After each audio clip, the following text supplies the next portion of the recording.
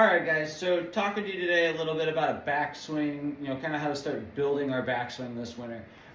So one of the few common things that I see in the takeaway, it really starts in the first, 3 to 3.5 feet of the takeaway that people really kind of screw up.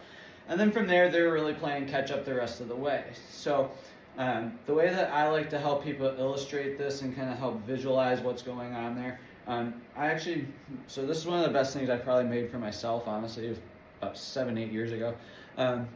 Just took a coat hanger, one of those plastic ones. I cut the hook off of it. I threw some tape on it, like a black electrical tape, so I don't cut myself.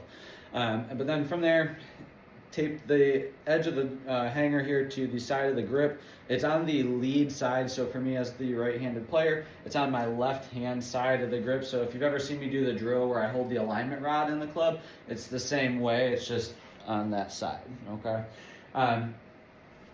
Reason why I like this so much is it allows me to, like I said, kind of paint a picture for what's going to happen here. So as I step over to the mat, two most common things that I see in the takeaway, as people start to go back, they really have a tendency to start rolling the club head to the inside. And you can see here as I've done that, the hanger kind of starts to like flip over and kind of starts to roll towards the sky. It's a really good indication of someone opening the face.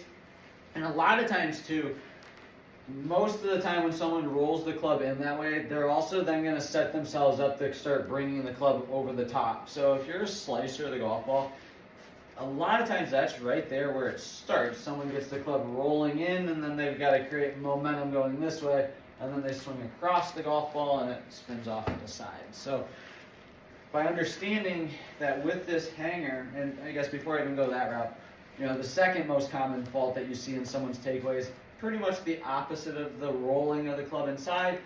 They end up kind of lifting the club out here and keeping everything way out in front of them, which isn't necessarily the worst thing in the world, assuming that we can start adding some rotation to that player. So, because that player tends to just be moving the club with their arms and hands, and they're not really starting to turn. So, there's some caveats to both of those, but those are kind of the two most common faults that you see.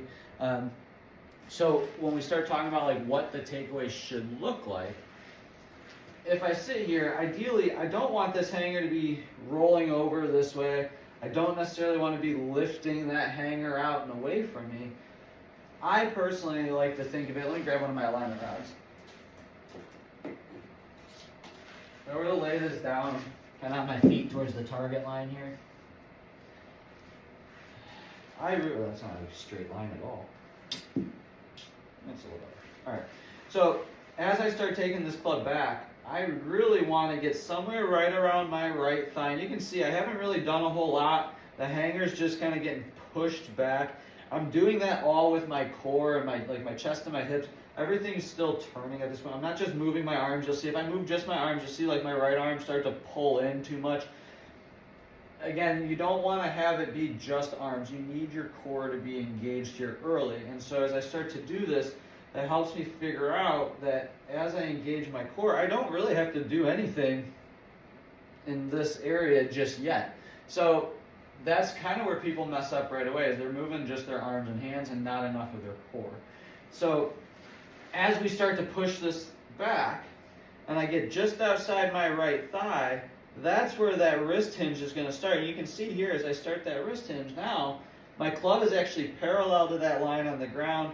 That hanger, like where the hook would be, that hook's actually straight up here. It's not tilted down to the side, and it's not rolled over on top of my forearms there. So if I can get it into this position and then from there start taking it all the way back, it's going to give me a fighting chance to be more or less kind of set up for success, or at least give the rest of my backswing a chance to be somewhat more repeatable. I think once you start rolling it inside or taking it too far out and you have to start manipulating the path coming back aggressively to hit the golf ball, it really just sets yourself up to be failures, or as I guess I should say just less consistent, which, as we all know, that's our favorite word. So yeah, I think as we can start working our way through this in practice club, I personally, like when I start hitting golf balls with this, because you can hit golf balls with this little thing, You could do this at practice club if you really wanted to as well. You could just throw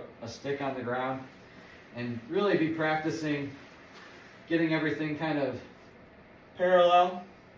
And again, I have good chest and body rotation at that point. And then from there, I'm just going to take it up and start chipping shots out.